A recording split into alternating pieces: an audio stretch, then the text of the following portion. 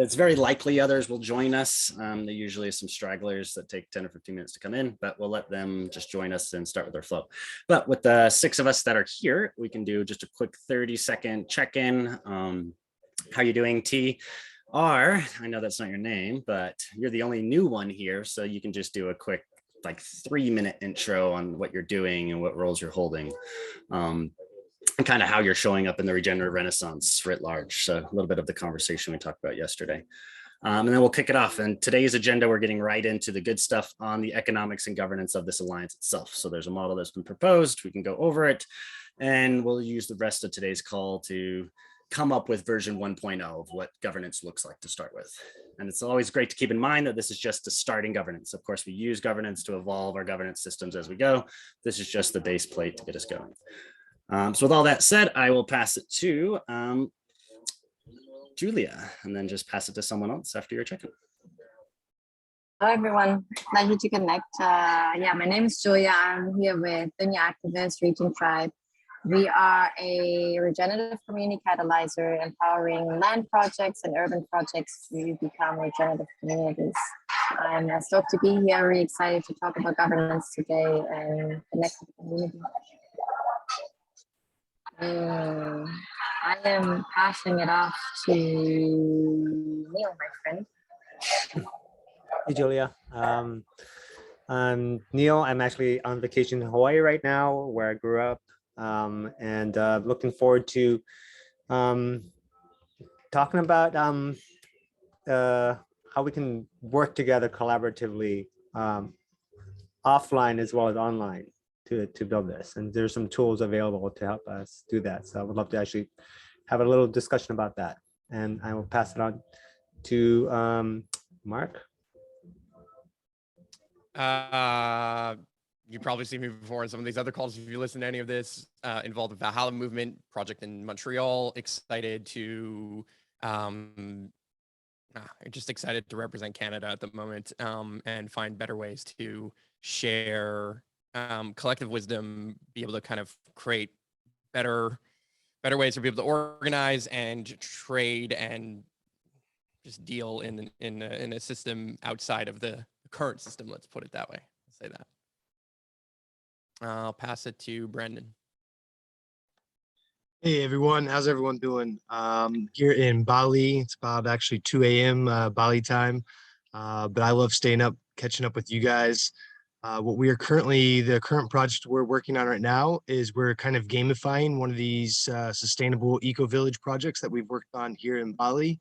It's got a really good foundation, all the land, everything, contracts are smooth on there. And then what we're doing as a case study right now is kind of creating this community around NFTs.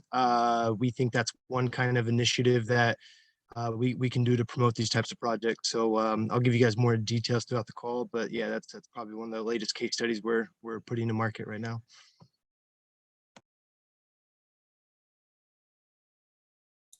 And he passed it to you, T. Actually, Yeah, Sydney, do Sydney first, and then T, you can take her at the end. Sure. Hi, everyone. I love these calls so much because it feels so synchronistic. I'm here representing Permatours, which got a grant from Seeds to do a regenerative earth healing tour across New England, doing permaculture and sustainable construction. And now I'm working on a platform whereby NFT art serves as fundraising vehicles for causes in need and makes it possible for actually mainstream organizations like traditional 501c3s to raise money through NFTs, but to walk away with cash. I'll pass it to TR. Hi, everyone. Yeah, great seeing everyone's faces. I just was on a call yesterday with Rieki and learned about the movement that you all were creating in the eco-village space. I'm actually here in Breckenridge, Colorado, with a house full of people that are into eco-villages. So my particular interest is in measuring and verifying the actions that eco-villages do and the benefits from them. So my background's in spatial analysis, so GIS work, and now we're creating an NFT marketplace that uses satellite surveillance, IoT devices, and georeference imagery from boots on the ground to measure and verify regenerative actions and benefits from them. So yeah, a little bit about me there. I was a Peace Corps volunteer until the pandemic hit, and then yeah, I got into the crypto space during the pandemic. Stephen, Marcus, we're just doing 30-second intros before we kick it off today. And I'll re-put in the chat the agenda. So Stephen, if you want to go first. Okay, hello everyone. Stephen Durham here. Just moved down to Guatemala last year from Colorado, actually. I was in Pagosa Springs in the Southwest. Love Breckenridge.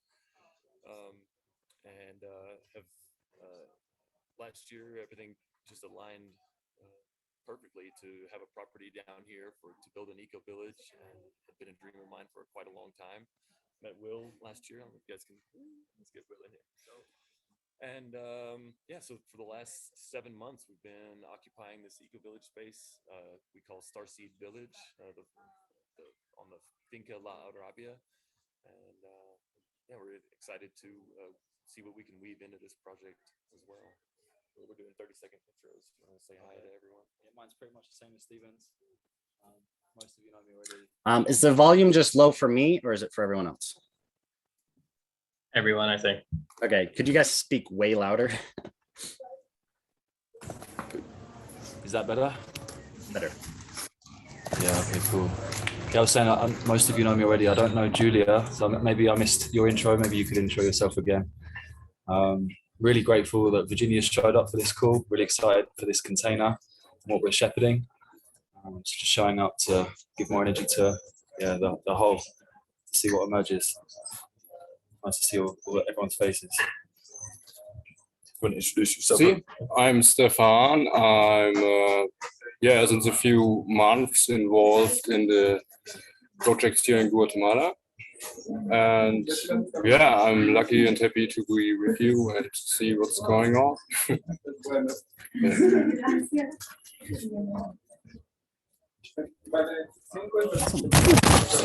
go to Marcus and then Virginia, and then we'll get started. All right. Hey, everyone. Also calling in from Guatemala. Greetings, Stephen and Will. Good to see you guys here. So yeah, my name is Marcus, and born and raised in Guatemala. I'm super interested by creating currently involved in a project called Cohere, where we are using fractionalized asset ownership to distribute real assets all over the world, starting out with locations in Latin America, and yeah, taking a very sort of like regulated approach, and super excited to venture into more native Web3 integrations as well, and stoked to be here. So.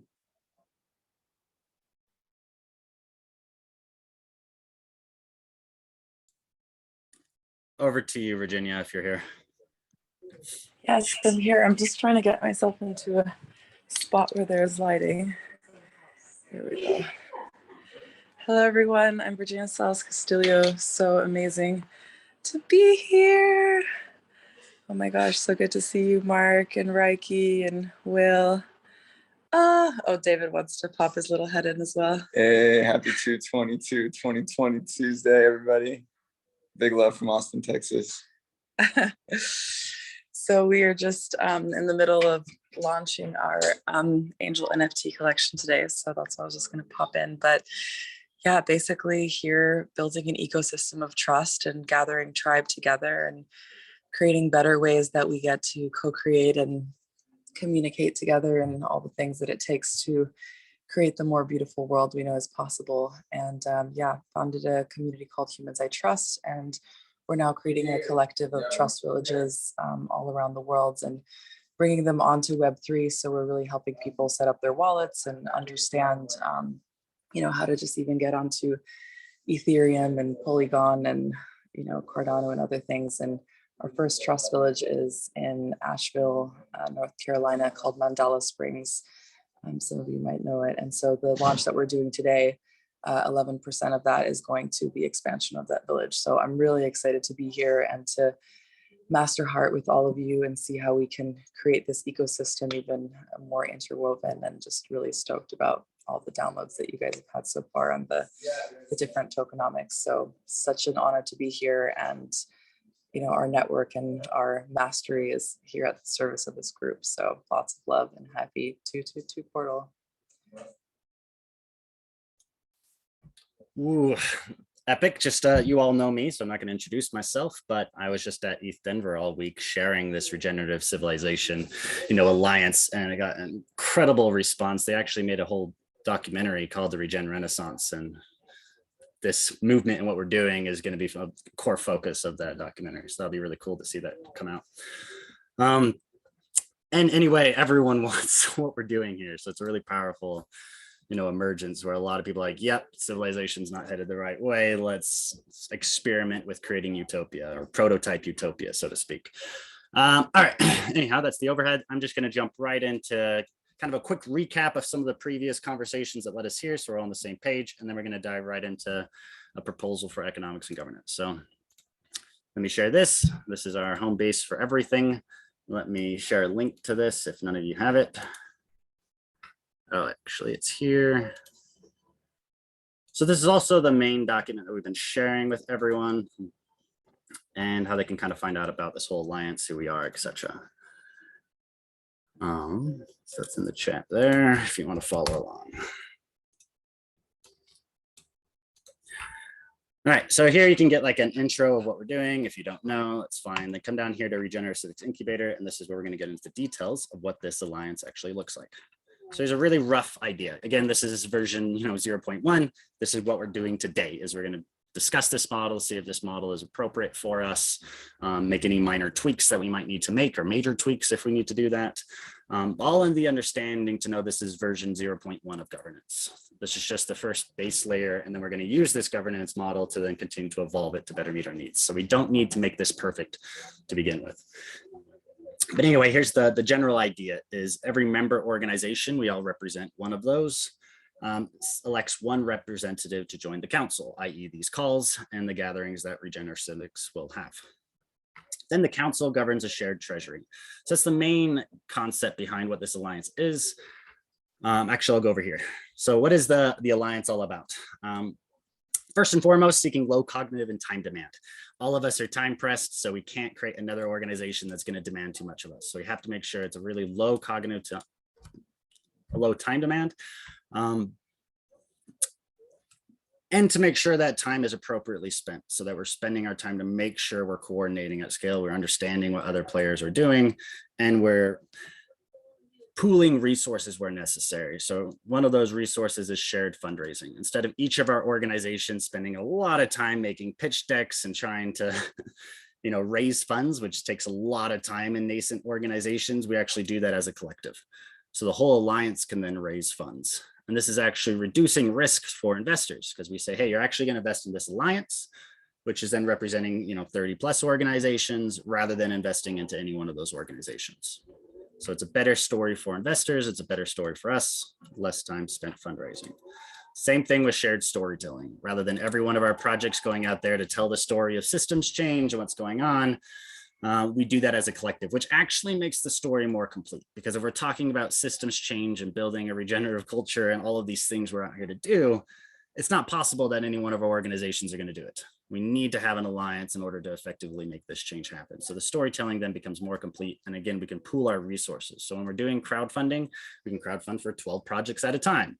Tell one story, one landing page that everyone can come to, and then they can participate in whatever projects suit them, etc. Cool, so now we're going to get into initial governance. So this is the base layer of the overview. Is we're wanting to have low time demand, 1 to 3 hours a week, which is these calls and any work that's happening after these calls right now, until the foundation's formed. And then after it's formed, I'm proposing that it's just once a season or once a quarter, we get together over a 2-day period with a couple sessions, so maybe 4 or 6 hours, depending on how much we need, in order to coordinate. And then we'll talk about what that coordination actually looks like. All right, so the initial governance container. So what are we actually governing? So for changing governance, how we govern, putting up referendums for how we change our governance, or adding new policies, or accepting new member organizations, etc. That's one type of governance. And what I'm proposing is that each council member has 1 vote, and that proposals require 80% support and 50% participation, also known as quorum, to pass. So when we're changing governance, referendums, etc., it's high support, high participation in order for things to move. All right, so the other thing that we're doing as an alliance is we're distributing a shared treasury. We don't want to do this for a shared treasury. That's tedious, ineffective. So I'm actually proposing is that we do a collective assessment for how we distribute the treasury. So to begin with, each member organization might actually present a funding target. They might say our organization needs $50,000 or whatever for the next season in order to operate. And we already know what our total treasury is for however much the alliance actually raised. So we know $50,000 is 0.5% or whatever, 5%. Don't worry about math right now of the total. So then we could say, cool, if this organization needs 5%, we know what to put in there if we believe that we want to give them 5%. But essentially how this works is each council member creates their ideal budget on how to distribute funds to all orgs. Do you guys see this? Is this too small? Anyway, the general idea is here. The council members set a budget for all the other member orgs. You see the standard deviation here. If there's a big disagreement in what we think budgeting should be, this is going to throw us up a signal to say, hey, standard deviation's off. This is something to consider. But at the end of the day, it's going to give an average. And if we can agree on this budget, great, we push this thing forward. So that's the general idea for how we govern our shared treasury when we're raising collective funds. This is also kind of an experiment in how we can remodel how nation states do budgeting. So each one of these organizations is an organ within the whole movement. So every season we're going to come together and be like, you know, last season we really noticed we needed more tools. So why don't we give more funding to the tool organizations that are building tools? Or we needed more storytelling, or we needed more support in setting up villages, or whatever we needed, or whatever we need for the next season. So we can kind of sense as a whole ecosystem where to direct collective funds and move forward, right? And then when we're doing this, this also gets rid of the concept of failure, because once we start acting as a whole ecosystem, you know, if one organization, let's say they're building tools, they needed 30 developers to build tools at one time or whatever. You know, once those tools are built, we still don't need 30 developers to maintain them. Maybe we only need 10. These are ridiculous numbers, don't quote me. But the idea is then that organization can actually downsize from one season to the next. And those same members could be more fluidly sent over to other organizations within the alliance. Right. So a lot of companies today, they hold on to a lot of dead weight. That's a terrible way of saying a human that's no longer fulfilling their purpose and supporting the organization. If we can really maximize our potential here, it's to help people find the best place in the organizations that are needed from that organization for the whole movement lens. I know that's kind of a lot, but it's just getting into it. Okay. Initial economics. So I'm just going to go over the whole thing and then we can talk about it piece by piece. So if and when the alliance, this needs to be capitalized, invests into a member organization, then tokens or shares from that member organization is transferred to the alliance, so that the alliance starts holding an aggregate of all of the investments it's made across all the organizations. So then the alliance itself starts becoming kind of like an index fund, where it's holding a share of all organizations. And then again, this is how we then approach institutional investors and people with very low risk profiles that want to invest in systemic change. We can come to them and say, hey, you know, investing in this alliance is a low risk alternative to investing in systemic change, right? And that's kind of how that works. Let's capitalize these. If we need to, we can set up a Regen Civics operation. So this is an organization that's focused on supporting the alliance as a whole. So then, you know, if we start scaling, maybe we set up a new org that then focuses explicitly on the high impact fundraising opportunities, or explicitly on storytelling for all of the organizations in the alliance as a whole. So we can start centralizing some of the elements that we need into one member organization to best serve the whole movement. In the meantime, some of our own organizations can actually fill these needs, and this might be how we're each individually participating in this alliance. Okay, so that's the general basic overview. I will pause here, and if you have any feedback to add to this, feel free to put your hand up, and I will just call on you in order.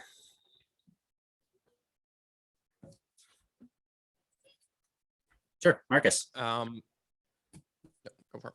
Hey, yeah, I mean, I love the idea of kind of the proposal you put forward on a number of fronts, right? So one is, how do we aggregate and provide, you know, sort of a lower risk profile for a number of investors dispersing their investment. So I think like in theory, like this is super, super smart. One question I had on basically like the vehicle where we're enabling these investments, what does that look like from a regulatory perspective? Are we taking, is that a consideration at all? Are we taking just like, are we just saying, you know, screw that and using, say, something like syndicate DAOs, like investment clubs to leverage that? Just wanting to understand a little bit of like the mechanics, if that has been given any thought at all. So that was one question so far. Yeah, legal framework is a great topic and is actually something a number of the organizations in this alliance are focused on. So there's a couple of different vehicles. One I'd recommend for this alliance is just a standard, not weird to even call it standard right now, but a Wyoming DAO LLC. So the Wyoming DAO could then hold legally all the shares. So if any of our member organizations are not fully decentralized and just operating with tokens, some of our organizations are, not all of them are, then they can then issue actual shares to the legal entity in Wyoming. But the best way I would like us to kind of approach this is, you know, legal entities as a service. There's a lot of different legal entities. And as we're going through and we keep evolving, we're going to find that we might need maybe a trust, or maybe we need a 501c3 to support our causes. Alliance members already in here have these vehicles, and then we can plug them into the alliance or set up our own. So I'd say let's not get too bogged down because we can get started without those vehicles. But when we need them, then we can set them up when we have to. It's kind of my suggestion there. Does that resonate? Is anyone against that idea or suggest anything else?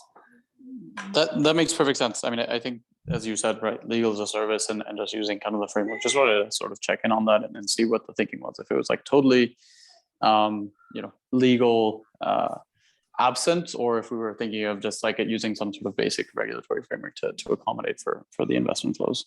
If we're going to be approaching institutional investors, we will need a legal vehicle. And again, some of our member orgs already have 501c3s or the legal entities that we can use to fill that need, or again, set up our own, which is actually what I'd recommend before we start, you know, approaching institutional investors. T. And actually, first question, as you unmute yourself, what would you like us to call you? TR, like T-Rex is the name. T's a nice nickname too. I like that. Yeah. So the question that I had was, is there going to be like a target for the number of initial member organizations that are going to become part of this alliance? And is this alliance going to continually add new member organizations or not? So what I'm proposing for adding new member organizations is right here, 80% support and 50% participation of the current council. And that will happen on a seasonal basis once we kind of get going. Is each season we'll be like, hey, these are the new organizations that would like to join us, and then we can vote afterwards. Some model that we're doing in Seeds is not doing governance 24/7. That does not work. So we actually focus governance into like a 1 week or even a 3-day, if we can get effective at this, period, every season. And then during that season is when prospective organizations would show up and be like, hey, we want to be part of this alliance. This is what we're going to bring. And it's 1 day of them all proposing what they'd like to bring to it. And then the next day will be us just discussing it and ideating and doing dialogue. And then the day after that is when we'd actually vote. And we can use the do tooling and the DAO tooling that we have for every alliance member to put up a proposal, say what they want to bring, and then we'd vote on it, etc. So that's how I propose that we grow going forward. Right now, it's just been an emergence. It's, you know, I'm kind of being a benevolent dictator and finding really aligned organizations, inviting them here. And that's actually one other thing I wanted to bring up today is the minimum contribution for founding members. Is to come up with some minimum commitment or contribution that each one of the founding organizations are bringing, whether that's templates or resources or research or financial support or land support or whatever our organization might be able to bring to this alliance to provide value, that we have some type of minimum contribution for founding members. I don't know anything at all about this other than this might be a good idea. So it's just putting it up here. So a lot of responses to that. I'll send it back to you, T.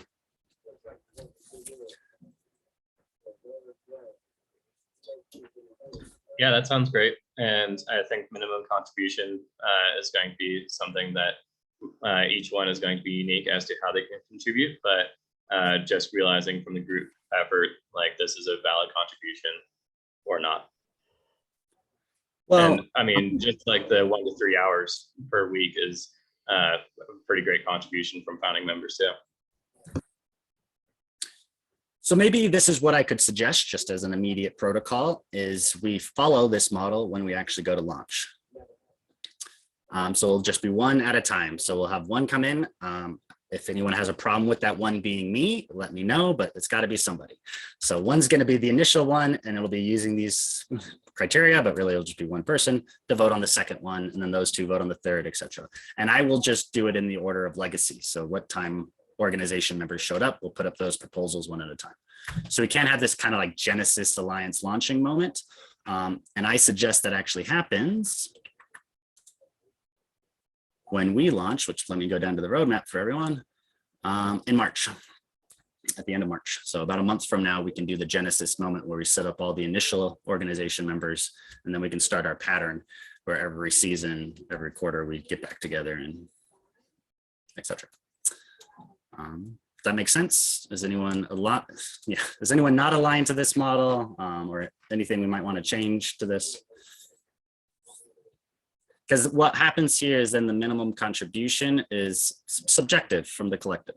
If they can reach that 80% support. So if you're showing up to these calls, people know you, that's a way of contributing and getting other members to, properly vote for you. But then come that Genesis moment, we can also make our proposal to say, this is all the other value we would like to bring to this alliance. And I think that's really necessary because this data goes on chain. So it says, this is what we're bringing, and then everyone else knows what to expect from this organization. So this is something that I would suggest that all of our organizations get clear on is, what do we want to be held accountable to in this alliance? It doesn't have to be a lot. It's what you're willing to actually bring so that people know. And that's also how they're going to judge whether or not you're a viable member.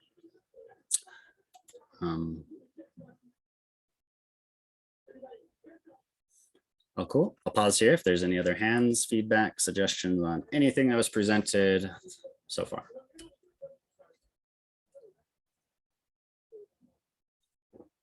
Mark. Yeah, I guess you were mentioning something like the capacity for, I mean, there must be some kind of common infrastructure, what we would consider to be some level of centralization around services that kind of support all groups, right? So for example, doing marketing or storytelling or whatever you want to call it around the entire alliance, around the different things that are being formed, around kind of the specifics that kind of keep this going. Like at the end of the day, for example, you are, a driving force that's continuously making this process move forward. I'm assuming that there's going to be some kind of team, like beyond just like, oh, here's a share, here's some tokens in the project and a stake in ownership. I would imagine that there's a portion either of the budget or of something that is kind of like almost service driven, like, hey, here's a portion of the budget, here's an output that is kind of exchanged, almost in the form of like again, I'm using storytelling just because it's something I think that is common to all of us, or, supportive of all of us. I'm assuming that there's going to be a portion of that that's going to be participating in the budget or kind of put forward in the budget. Yeah, so for what I'm proposing right now is that, where is it? I kind of forgot where it was. But anyway, that we could eventually set up a separate organization that's representing the whole alliance. I think that might be overcomplicating it right now. And we could just, however, the alliance itself is also a DAO do. So we might not need to set up a separate organization, and we can have roles that exist right within the alliance DAO itself. And then whatever funding is not used from there is then what makes up the total treasury for disbursement to member orgs. So maybe, 5% of the total raised or whatever goes to the, Exactly. And it could just be like a percentage. Exactly. I guess it could be a percentage of the total raised that goes to doing certain things that kind of get it going. And then like you said, if something's not used, it could just be distributed back to the other people. Then here's maybe a quick thing to align on. Do we think it's part of the MV1 to have X% of the total go to a pool for the Regen Civics operation itself and bake that into the founding model, or say member organizations are going to take care of it? Mark, for your example, your contribution for Valhalla could be storytelling. So we're saying, hey, we love the storytelling Mark's doing. We're just going to give him more of the budget. So this is how we could operate from the start, as we say, Valhalla is doing storytelling. Let's give them more of our budget to keep doing that stuff because we love it. or we say we set up our own roles within the alliance. So it's two different ways of looking at it. Yeah. I guess like the way I'm seeing it is as follows. Like, you know, so many of these organizations are being represented by one or two or a couple of people here on the call. But for example, behind me at Valhalla, there's a bunch of other people that are not participating on this call and know nothing about what I'm participating in at this moment. So to say that I'm going to go and give a percentage of ownership of something that is in a sense still nebulous meaning like it's not necessarily clear how that's going to work for Valhalla, and it's also not necessarily clear how it's going to work for us.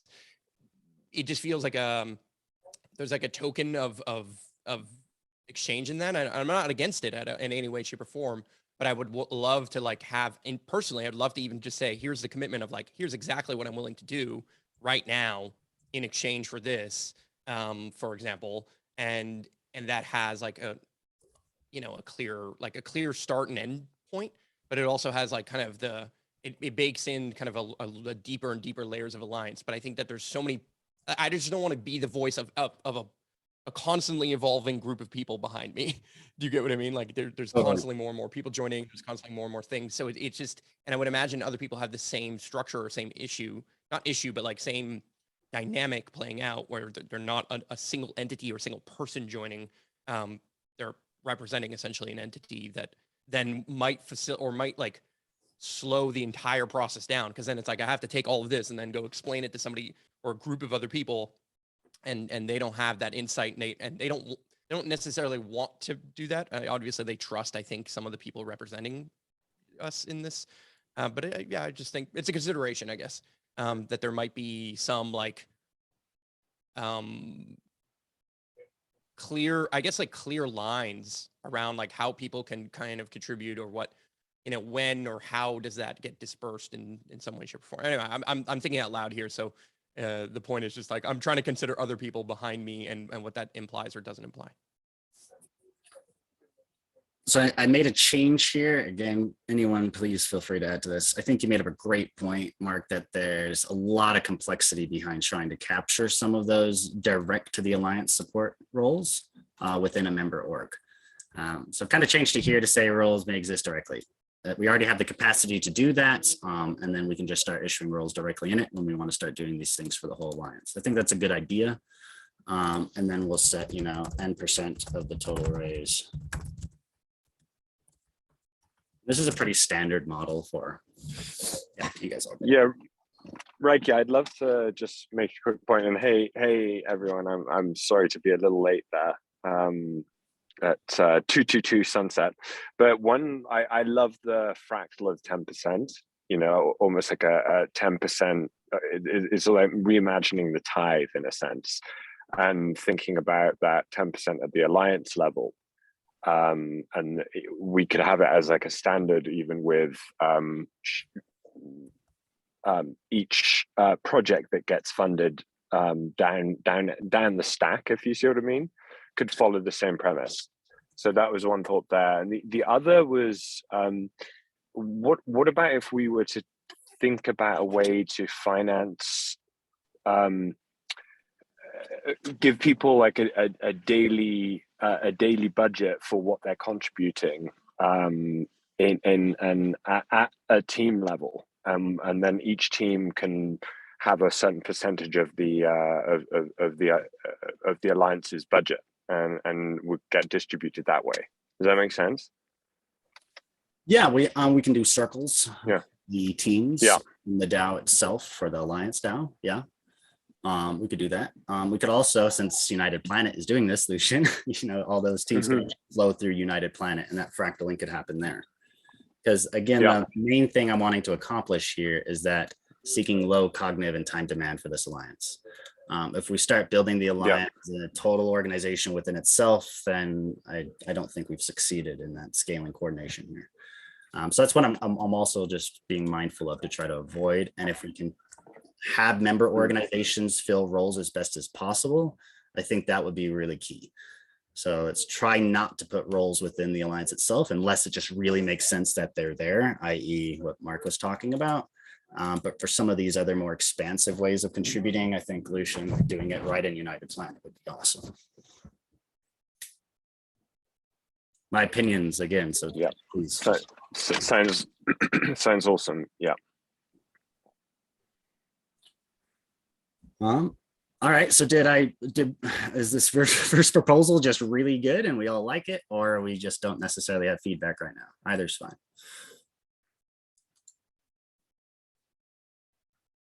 Cool.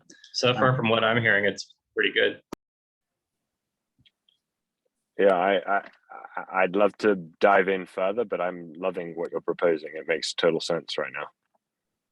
Now, I'll add, I do think that there's value in having kind of a, and we have already addressed this in some way, but I want to iterate it maybe from another perspective, but like the idea of a management percentage or fee, just because I think that there's so much value in people being like playing manager, not manager, but like playing coordinator within the alliance, communicating between different entities and constantly working on this thing. Again, you're doing that role currently, but I think that there's so many other, like this only grows as the complexity grows essentially, right? And there's so many other people, and there needs to be, or my suggestion would be that there's a capacity for, support in that, if that makes sense. I can just imagine that's going to be very supportive as we grow. And I think if it's baked into the DNA day one, like that will be valuable. I mean, again, most traditional funds or incubators or whatever kind of have something like that, because it helps build the initial, like the initial structure. Somebody was mentioning we need more than just a Telegram and a Zoom call or the Teams components. Like, well, who's managing that? Who's getting that going? How does that work? How do we train people on some of these things? Like, you guys might be using tech that I've just never used, or many people have never used in this. So I think there's like an onboarding process in every different way. Who's calling the meetings? When are they happening? Like, there's just so many other little details that I think are just valuable to have a percentage maybe that's attributed to that management component too. I think it's just valuable, and it will make the entire thing more effective for absolutely everyone, in my personal opinion. Yeah, I agree with you. If we just want to nail something in for the moment, Lucien proposed 10%. How do we feel about that number? Does anyone else have a better number? Again, this is all just MV1. I'm sure within the next couple seasons, we'll find out if this number makes sense or not. But are people happy with 10%, or is there another number being proposed? I think it's hard to, like, at this moment, sort of put a number down without knowing fully where things stand and where that money will be flowing. I think we get 10%. Any leftover budget is either over to the next season. It's true. Mm-hmm. Yeah. It can also be like on one or the other, like it's either 10% or like some minimum amount, because that minimum amount might be necessary, and then it's 10% if that minimum amount is now reached, or it could be a minimum or maximum amount, and then that amount is therefore there for some way, shape, or form. So it could be like a lot of like Facebook ad agencies will do something like that. It gets, the more you manage, the more you kind of have to grow with it sometimes. Yeah, it sounds silly, but it's a very effective way of doing kind of overall management. Yeah, and if you want to look into that and propose a more complete model than just 10% or fixed value, if you think that would be valuable, would love that, and you can put up in here. Okay, anything else that we want to bring here before we move on?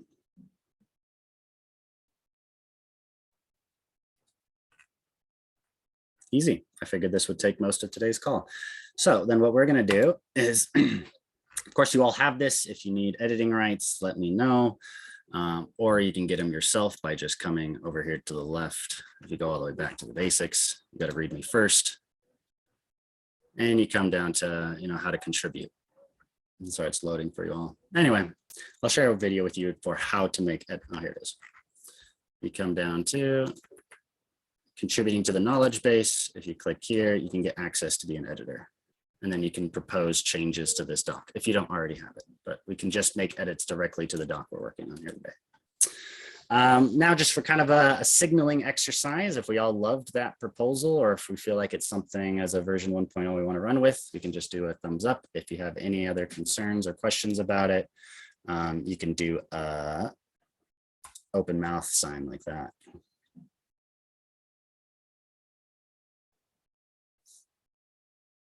Cool.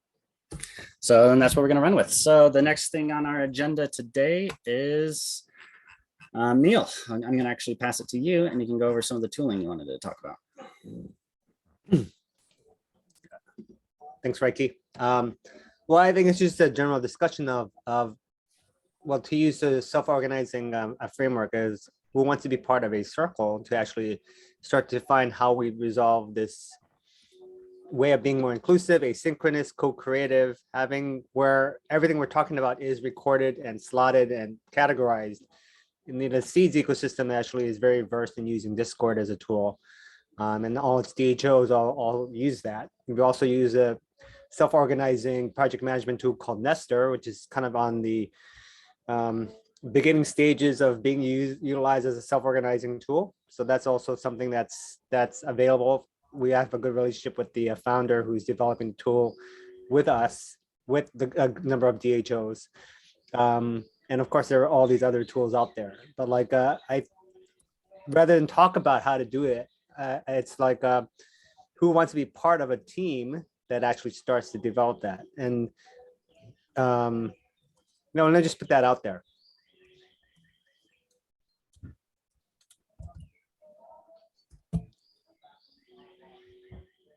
Can you repeat the question? You cut out for me. I don't know if that was for everyone, Yeah. but you just cut out. Yeah. Who is interested in being part of a team? Neil, that's an invitation of who would like to support you looking at the tools that we could use to organize. Is that the question? Yeah, looking at tools and actually starting to, integrate or develop and propose what we use as a communicate. In fact, even just start piloting it without asking for permission. Yeah. Yeah, Neil, we're already kind of working on that with we want to be using a full decentralized tech stack for our property. So pulling away from Google Drive and Vimeo and Zoom, and we're trying to find a full decentralized stack that we can utilize ourselves, but also recommend to others, be it HIFO or the other regenerative eco-villages. I would love to talk with you more after this conversation about some of the recommendations that we're utilizing to break free from Discord and Telegram, namely the Element app on the Matrix blockchain. But I would recommend you check that one out. But I'd love to chat later and share a few recommendations that we're kind of putting out a decentralized tech stack recommendations. So it's super important. Stephen, can you put your Discord, or actually, I guess not. Can you put your communication information in the chat? Yes, absolutely. So Rieki, can you share a little bit about Ryan Fix had created a Discord? Can you share a little bit about the story behind that? Yeah, Ryan is also in Bali, so he's not been joining these calls mostly, but he's been contributing offline. But yeah, he did set up a Discord. There's a link to that Discord. Actually, I'm going to go over this a little bit more because there's some pieces in it. If you come down to, there we go, step 5. Click here. There's a bunch of links to all of the different organizations and their Discords, but the very first one is the Regenerative Civics Alliance Discord that Ryan set up. So here's a link to that one if you want to go there. But yeah, he felt we needed a place for coordinating this specifically, and here it is. And then all the other member organizations, they can add their Discords, or if they have Hilos or whatever chat communities they have, we can add them all here so that organizations who want to contribute and join these communities can do so. So I would suggest that if you're not listed here, to send me the details, or again, make the edit directly yourself and add your communities here so people can find you. That same is true for all of this. So each one of these, this is what I would love to see before we get launched, is that's a weird way of putting it. Like an Eli 5, explain it like I'm 5, 3-minute maximum, 90-second is probably preferable overview of what you're bringing to the Alliance and how projects and people who are showing up to this can understand what role you're playing, who you are, how they can engage with you, etc. So that's kind of what all of this section for step 5 is. It shows all of our different organizations, and people can come through this to see what support they can get. So we are needing a really short video to start this off, and then you can explain as much as you would like and add as much details as is necessary. But I do think a key would be having that 90-second to 3-minute video explainer for folks. So this is the quick question. Have everyone fill out. Yeah. Yeah, quick question for Stephen. Stephen, is what you're suggesting, is it an immediate replacement for something like this score, or is it under development? You're muted. Sorry about that. Both. It's under development, and it's we're utilizing it now. So specifically the Element app for a lot of our communications at Starseed Village, Starseed Event Center, and our social media project CoUni that we're launching, and just our general internal intranet dialogue and calling. Another one is odyssey.com for video sharing. I've gotten away from YouTube, but I'm also looking for the best decentralized video sharing source that they tend to actually pay us money to share content once. We've got our marketing budget built in on a lot of these decentralized apps. But yeah, specifically Element app and the odyssey.com for posting video are two that I like so far. Great. Does anyone else want to be part of discovering what tools we use? I can join those. Yes. Okay. Yes, please. Who is Lucien? I'm happy to connect on that. Is that Marcus? Yeah. Yep. Yeah. Great. Got it. Thanks. And then And Lucien. if you do set up that Odyssey or any other community platforms, then just make links to them here and explain what they are. And we can add them right here in the foundation. Yeah. I think that makes a lot of sense to start using some of the Web3 video sharing and article posting platforms, because what you just mentioned is it builds our budget into it, because we can get paid for producing that content rather than paying or cut even. So if this does get really popular, that could actually be part of the revenue that we're bringing in, is the content that we're making. Yeah, awesome.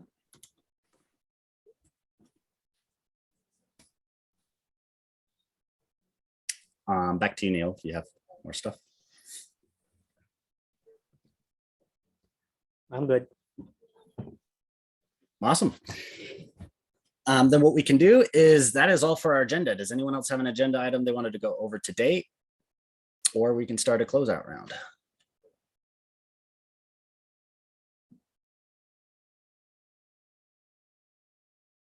Easy. So we could start a closeout round, and here you can share anything that's on your mind or what's going on in your world. And then after that, then I can just propose some next steps for next call and some things to think about and where we're going from here. So I can pass it to maybe Marc, if you want to kick us off. Sure. Yeah, I guess like my question is, and excuse my ignorance on this, it's like when I guess like when or the best format for getting some of these different details to the forefront. Like essentially, I feel like I need to kind of start working on the proposal of what myself and or Valhalla would kind of support in all of this. Was there a proposed date for when that all had to come together? I feel like there was something in March, but I can't remember. So here is our current timeline, but this is very flexible. So what we had proposed before was we were going to actually start fundraising for projects come March. And there are actually several projects that are wanting to start in March anyway. So they're going to get started in March, and we can be helping them on the peripheral. We just won't have it as part of the official alliance yet. But either way, March is when we form our own organization, our own alliance, and then we set about crowd pooling or crowdfunding for this alliance itself. We start telling those stories. I want to put up a Gitcoin grant for that next round of season. I've been talking to the whole Ethereum community. They're loving this. So it's more about connecting and sharing the story of the alliance for March. But then the plan, which is kind of extending out our original plan, was that June is when we're doing the cohort of 12 projects. So from March to June, we're selecting the 12 initial projects. For those who don't know, our alliance is working together to then support projects. And then each year, we're going to pick 12 different diverse projects to showcase different ways of setting up regenerative civics across the globe. A lot of different capacities. So anyway, from March to June, we'll then pick those 12 projects. In July, we'll start the crowd pooling for those projects. Crowd pooling is a very particular term, for those who again don't know, from March to June, we're going to build this platform. Might be an Excel sheet if it's the very minimum we get, but we're looking to actually fork Mirror and add this capability into the Mirror platform. Mirror is a Web3 fundraising tool. Crowd pooling, meaning we're not just raising financial capital, we're raising all the other 10 forms of capital. So you can actually set up your project now and say, these are all the roles that we need filled. We need land, we need this equipment, et cetera, et cetera. So you're able to raise all the resources a project needs to get going. So this is what we'd actually want to start kicking off in June. And then collectively, then we're, storytelling, marketing, et cetera, for all 12 projects. So we get to go out there and say, hey, we're building a regenerative civilization. This is systems change. This is how we're doing it. Here's 12 different diverse projects that showcase different ways of doing it. And then each 12 of those projects we'll work with, we'll go throughout the whole year, and open source everything, of course, so other projects might be able to learn from them, et cetera. So if you actually want to get into, seasons right here. So this is what I'm actually proposing for the seasons. Spring season, and it doesn't have to line up to biological season, or Earth seasons. These are just a concept, but it might be really cool to have two forms of RCI, this alliance, the Northern Hemisphere and Southern Hemisphere. And then maybe we are aligning up to these seasons, but we can cross that later. But just a real quick overview is spring is when we're actually running the crowd pooling campaigns. So this is when we're storytelling, we're alliance building, we're building new energy. The summer season is actually when we're doing on the ground Regen Civics raising festivals. So this is when we're at the projects, planting gardens, doing permaculture, fresh air, celebration, etc. Fall season is when we kind of take a break for the alliance. So this is when you are working on your own company, or you're spending time with family or whatever. So this is time to make sense, reflect, slow down, because then the winter season is when we're making decisions. So we want to have this time of making sense, of reflection and slow time to research, look back on the year, because then the winter is when we're actually coming together to design new patterns. So this is when a lot of our governance would take place, and we can set up new templates for projects. So we can look back and say, these are the ones that worked. Let's set these new templates. And then when we create the new structures, then that comes back to spring, where we go and energize those new structures and start crowd pooling for them. So it creates this kind of like yearly rhythm that can encompass the full totality of the lives we want to live. So we're not spending our whole year focused on tech and building things, or etc. So it kind of gives us a balanced life and avoids burnout and all that stuff. So that was a lot. So I'll pause there. Go Marc. Yeah. So I think I get all of that. I guess, is there a structured format for which you would want to have everyone kind of submit this? I understand that it's here, like on the side, but like, is there a particular way? I'm gonna start writing a proposal, right? So essentially, I'm gonna start turning it into a document. Okay, this is here, this is there, and I'm just wondering if I should follow a particular format, or if I should just kind of like invent this format as I think it, if that makes sense.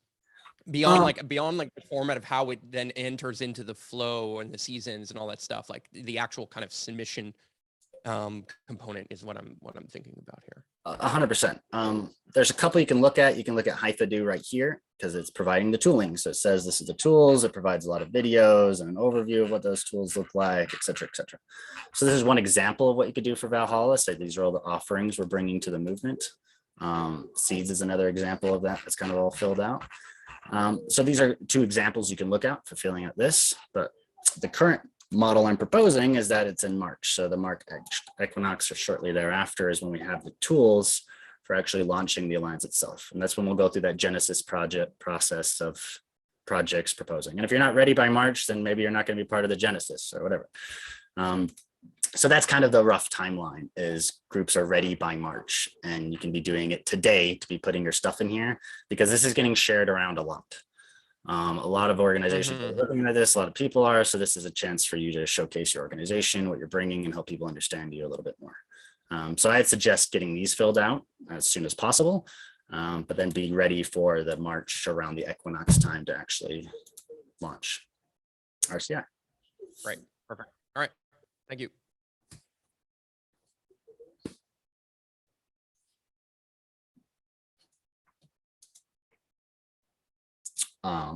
Okay, any other responses, reflections to that, or we just keep going with our checkout round?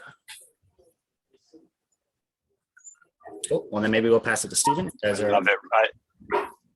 Or Lucien, there you go. We'll pass it to Lucien. You can reflect on this, and then also.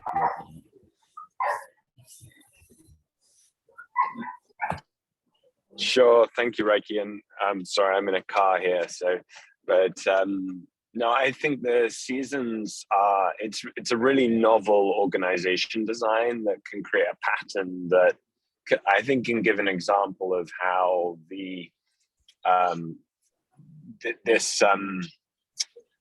our collective initiative can be a experimental lab for these kind of new culture. So I'm a big fan. And my dog is jumping on me, so I'm gonna check out there. And I really appreciate what you shared today, Rieki. Thank you.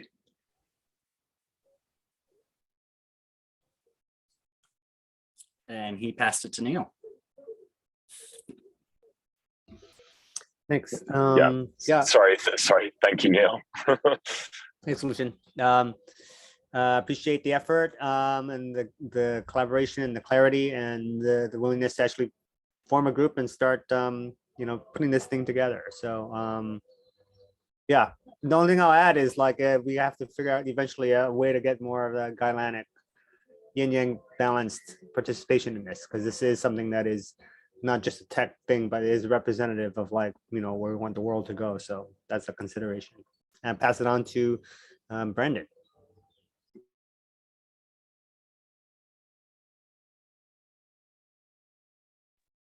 Sorry, guys, the rain is super loud here. It's downpouring. I'm in my kitchen, and it's really hard to hear the last since the rains came on. So I'll pass it on to you guys, but I've been taking some notes.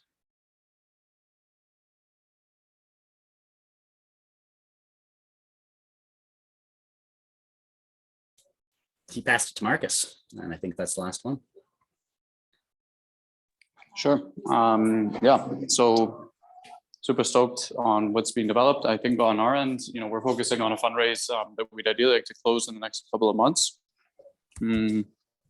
So hopefully that may line up well with what's happening in the Civics Accelerator.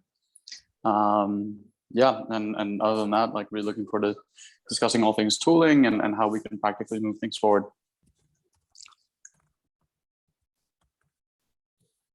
Stephen? Will, all of y'all over there. All right, wonderful meeting. So glad to be in communication with all of you. I guess just wrap up thoughts, maybe things to start putting on the agenda for next time. But Will and I are working on a fiat to cryptocurrency bridge through the universe through working with swanbitcoin.com. And we really like the way that the smart contracts have been set up to pass from Bitcoin straight to the Telos ecosystem and to whatever coin we want to swap to and purchase. So we're basically building a fiat on-ramp to support these type of projects that would also come with a nonprofit donation letter. And we're starting it out in the United States, but we're working with Swan, they're already international. So we would have what I feel is the absolute lowest fee fiat to crypto bridge possible. And it would also get you a tax donation letter for your federal taxes. And so that's something that we're excited to announce further. And we think getting money in is a big part of this. I'd love to continue the conversation of the financing side of this with the 10% approximately that we get, and how we put that into storytelling and liquidity and all that. I'm just really enjoying this process and excited to continue it with you all. Close out, man. See, me too. I like the whole idea of taking the bridge between macro and microcosmos, right? So I like the idea that we are not only pilots for small new communities, but for whole village or city urban systems as well, like in the grander scale. In a furious yeah, that's my vision, and I love to share it with you as well. So, gracias. Epic. Well, we're only 2 minutes over today on our hour, but 15 minutes short of our normal time. So, well, never mind. Did I forget you? It's all good, bro. I haven't got that much to say. I'm always grateful to be here and show up to this call. And I can see the energy growing and the container growing. I'm really excited for what we're doing. I love talking about things like Stephen just shared once they're done, because things in process create some stress for me.